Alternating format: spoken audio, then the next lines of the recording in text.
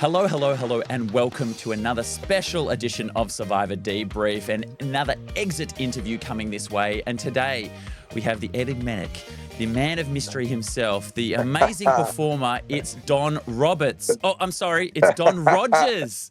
Don, how are you going? It is. G'day, Eden. I'm good, mate. How are you? I'm really good, buddy. I'm really good. How are you finding it all? It's the day after. How have you processed it? How did you watch the episode? How are you? Oh, mate, I'm really well, thank you. It's great to speak to a fellow Survivor alumni. I loved watching you play, Eden, by the way. Great player. Mate, on the other side of it, I mean, firstly, I was... how did we watch it last night? We had a charity gig in Sydney that was organised by Richard Skimmins and Eliza. They did a fantastic job supporting the Smith family. Raised over $5,000, and we had 2/3 of the cast there. So... and I had no idea that blindside was coming. That was, some great gameplay. But I was glad I had that support network around me, and everyone was fantastic. So yeah, it was. Oh, that's nice. That's really nice. Yeah. So I want to go back a little bit for a moment and just talk about your casting journey. How did this all come about? How did you get on the show this time? Well, this time I applied.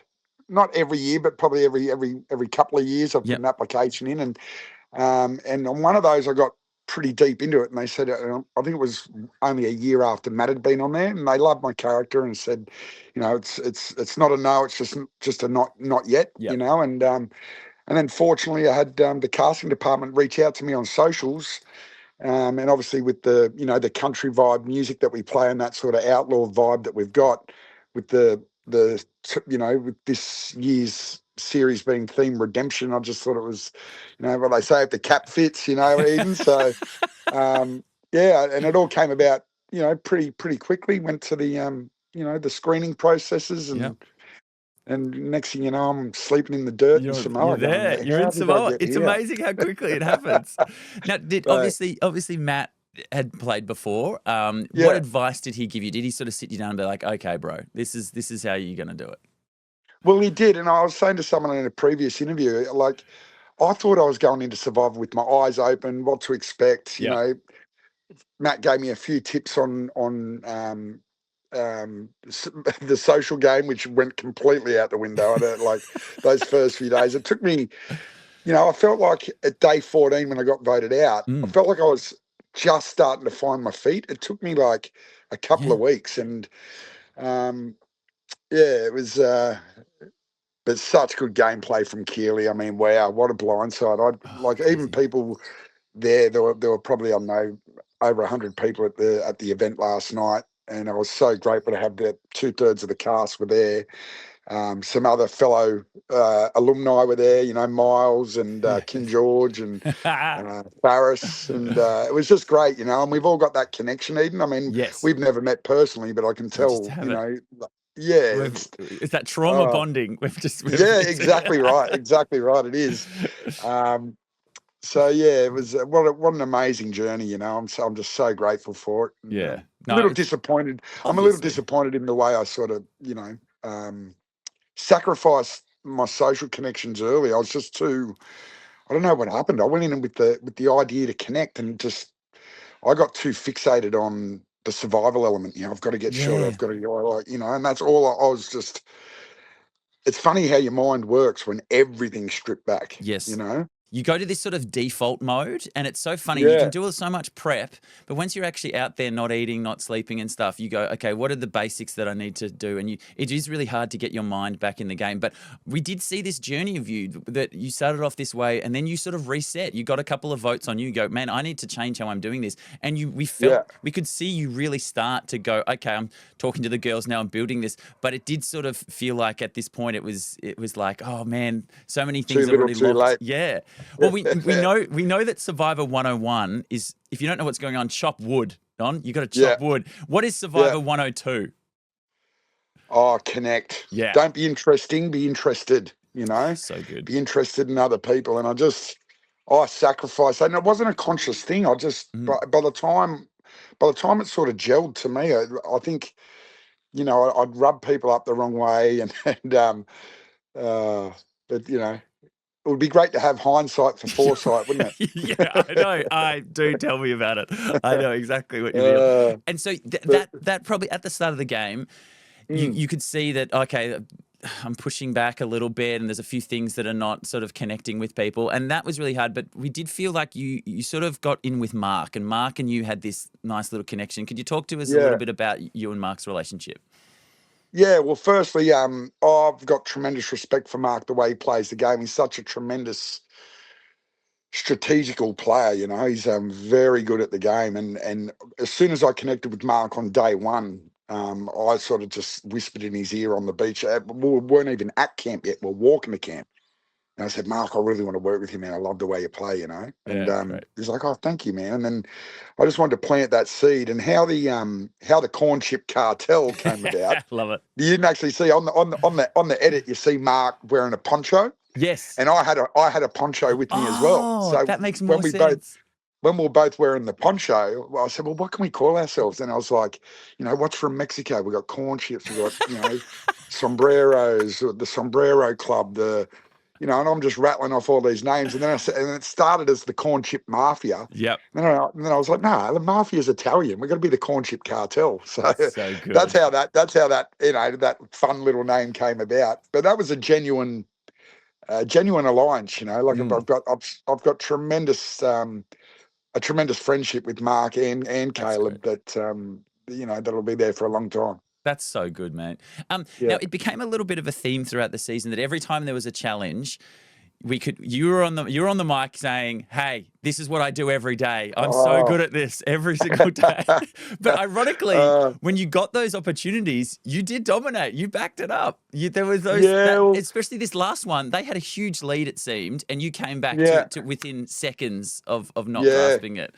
But I think two more shots I would have had it, and you know, one of those last shots, I watched the replay just before, literally 2 shots bounced right off the crossbar. And I'm like, man, if they're 1 inch further. And I guess, you know, there was one of the shorts I saw, and it was when I was trying to, I guess, sell that skill I had, you know, because I played 30 years at hooker, you know, like, and my game was distributing the ball, and you've got to put it on a dime every time, you know. So I was like, you know, plus growing up with Dad throwing a lot of darts and stuff, I just you got to work to your strengths, right? I mean, like for example, one of the first days we got together and said, now let's all go around the circle and what are our strengths? Like I'll put my hand up and tell you I've got 10 screws in my ankle, so anything to do with balance, I'm no good. Okay. Balancing things, it's not for me. But if you've got something to throw, that's for me. And then people go, I'm a good swimmer, I'm a good runner, I'm a good. And I said, well, let's just go around and pick one thing that you know you can do, because when you're thrown into these challenges and you literally have no time to prepare. Well, that always surprised me when they say, I'll give you a minute to strategize. It's really a minute. Like it's not an editing trick. You don't sit around for half an hour. It's like, okay, quick, what are you doing? Don, you're throwing, yep, Mark, yep, and it is quite pressure inducing. So that it's good to know who's good at what. Yeah, well, and that's you know, and that was good. It was just good to know. Like, you know, we said, all right, who are our puzzle people? I said, I'm probably not a puzzle person. And Keela was like, yeah, you know, I'm good at puzzles. So we sort of just identified early where people's strengths lies. And I found it a little frustrating when, you know, we'd have something that I knew I could do well, and I just, you know, but like you said, I proved it on the 2 times that I did get the shot. I just wish that we didn't let him get out to such a big a lead in that last challenge. That was the thing. If you and Jackson had said it at the same time, I've no doubt you would have smoked him in that last thing. Would have got the back-to-back wins on you, Jackson. Yeah. Because that is the thing. At least you had that shot, that opportunity to win that immunity and to get yourself further in the game. Because sometimes people don't have that option. People are sort of iced out, and they find themselves, oh, look, I could have gone to fire or could have done things, but at least you went out really firing. But in that sort of scramble, there was a few things that sort of happened. So one was Sally comes up to you and sort of says, hey, I'm thinking about going Mark. You're not with him, are you? Did she have no read on your relationship at all? That seems so strange. No, because Mark and I were very conscious of that. So I said to Mark, when we're around camp, mate, I'll talk to Caleb, but I'm going to I'm going to talk to you very minimally. Yep. Like I'm not going to, say good morning and that's about it. I don't want to break away and go for strat chats with you.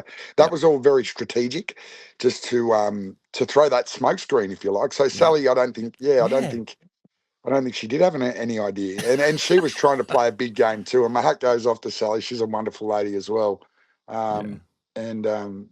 She was such a breath of fresh air out there. Oh, that's her great. energy was beautiful person. And so you obviously from that point you get that information, you go back to Mark. Unlike Tez in the episode before, where Tez didn't come to Mark with that sort of information, you were like, "No, I'm all in with Mark. Let's go." And you talk this through, and then this ends up with a conversation with the girls, and then that sort of changes things, but then it changes again because, it's going to be on Sally, but it's not. Do you think if you had just sat on that, if you had said, "No, Mark, look, let's just sit on it for now," that Tez just would have gone home? But because of all these extra things that came involved, it ended up spiraling a bit. Yeah, I think so. I think it's a case of, how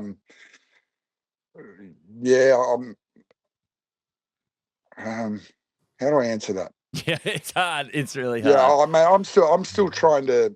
It was such good gameplay from Keely, like to pull that switch at literally tribal, at the last minute behind Pepper's back. And I saw him talking down there, but I'm thinking, did you saw something? Yeah.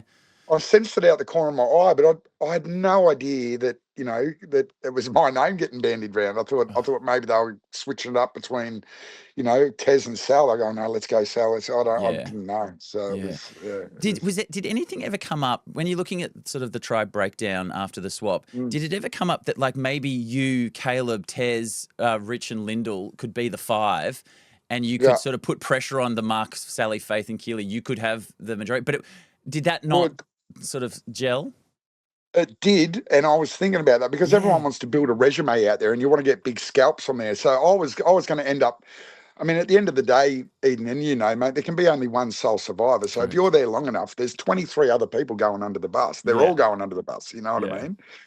And I wanted to claim Mark's scalp deep into the game. I wanted to build that relationship, and then that was strategic. But, I got nothing but love for Mark. We've connected on the other side of Survivor as well, and he's a tremendous guy. But at the end of the day, it's all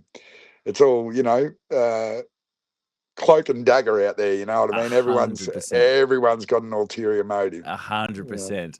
And we're moving towards sort of the end of the game now, and you've had this great experience. What is something that you want to take away from this journey, this Survivor journey? The friendships and what you learn about yourself, like that connection I mentioned earlier about the Survivor alumni. Last night, even meeting former players that I'd never met before. There's just this connection we've got. I connected with Stephen, the last man standing, Bradbury up in Brisbane the other week. He's got really? He's got a brewery up there called the Last Man Standing. So our band's going to play there at some stage through the year. But I really appreciate those connections, but I think the lessons it taught me about myself, and some of them I didn't like. Some of them I was like, wow, when like in the real world, my social game's quite strong. I mean, I'm in different venues every week, play music, connect with people, and just out there in that pressured environment or whatever, that just completely deserted me. Yeah. So, wow. To do it again would be unreal. Yes. Production. I would love a second if you're listening, But I'd definitely go in with a lot different strategy, just of course. Like I said before, I'd be interested, not interesting. Yeah, it's a really good advice for future players. That's so perfectly in sync. That's Survivor 102, guys. Write it down, future players. Yeah. You heard it here first. Is there one little moment or something that didn't make the edit that you'd like to share with the fans? Oh, there were so many, but because and they do a great job. I mean, imagine editing. I mean, each 1 hour episodes. Yeah, it's like 48 hours on the island. Yeah. So, I think during that time, everybody out there is going to have good and bad moments over a 2-day period. Correct. And there were a couple of like that chat I had with Ben on the beach the night before, when I pulled everyone together that morning and said, look, this is who I really am. I just wanted to come clean and tell you. There was a discussion I had with Big Benny Davis, like beautiful guy. We're on the beach, and he said something to me. It was, I don't know, it was probably like 11 or midnight. It was late. Everyone was asleep, and he sort of said to me, he could see I was struggling a little bit with the social game. And he said, Donnie, you're a good bloke, mate. He goes, mate, just be your authentic self. Yes. He said these words, be your authentic self. So I went to bed that night and I didn't sleep a wink. I literally wrestled with it all night. And I thought, you know what? And like I'd been trying to hide my identity, and in a game like Survival where you strip back to your raw self, all you've got is your identity. Correct. That's all you've got. There is nothing else. So I was like, and I love my brother and my father, and I'm so proud of their achievements. And I just thought, you know what? I'm just going to come clean. And it was that was a real weight off my shoulders. It looked but like also, it. It looked like it. And it did. And then I could start being my authentic self. I feel like at that point in the game, that's when you did start building better relationships with people, and you started flowing a bit more. And it was just removing that part of your brain to be like, oh no, don't say this. No, I'm this person. Rah, rah, rah. So I think it was. I think you've hit the nail on the head in terms of being Survivor's not. Yeah, it's hard to keep a mask on out in that environment. You know, it's just 100%. You know, and especially. You know, everyone's sharing their redemption stories and you know, going through. I mean, everyone's life is trials and tribulations, right? And wins and losses and how you balance those. But you know, it was definitely it was good to be my authentic self, you know? 100%. Yeah. Now, I'm a big movie fan. I work on movies and I love movies. So I ask all our guests at Survivor Debrief, what is their favourite film, Don? Oh, my favourite film. Good question. I'm not actually a big movie buff. What's a good film? What's a good TV? I'll take a TV show. I'll take anything that you've enjoyed. Yellowstone. I love Yellowstone. I can't wait to see the one Marshall. There's a new one coming up, Marshall, which I'm looking forward to seeing as well. Love it. Staying true to yourself to the very end, Don. We love seeing you out there. We had a great time with you. You and your amazing hat. But well, that's been retired. This is now a straw hat. Oh, this great. Is the straw version. So the felt one has been retired, and it's in the Survivor Smithsonian. That's something I wish that made the cut. Actually, was because you saw me blow up about my hat. But what you didn't see was I gave it to Tez to hold, and he put it under his arm, and you're like, and then he grabbed a bit of wood, and it just crushed my whole hat. I was like, "What are you doing?" And you know, it's a $500 hat. You got to look after it. Yeah, that's right. Well, mate, great to chat. Hopefully, you enjoy watching the rest of the seasons, because we loved watching you out there, my friend. And hopefully, we get to chat and connect soon. Yeah, I look forward to meeting you in the flesh one day, Eden, and all the best, mate. And thanks for having me on the podcast. No worries. Love it, mate. See you, buddy. Thanks. See you, mate.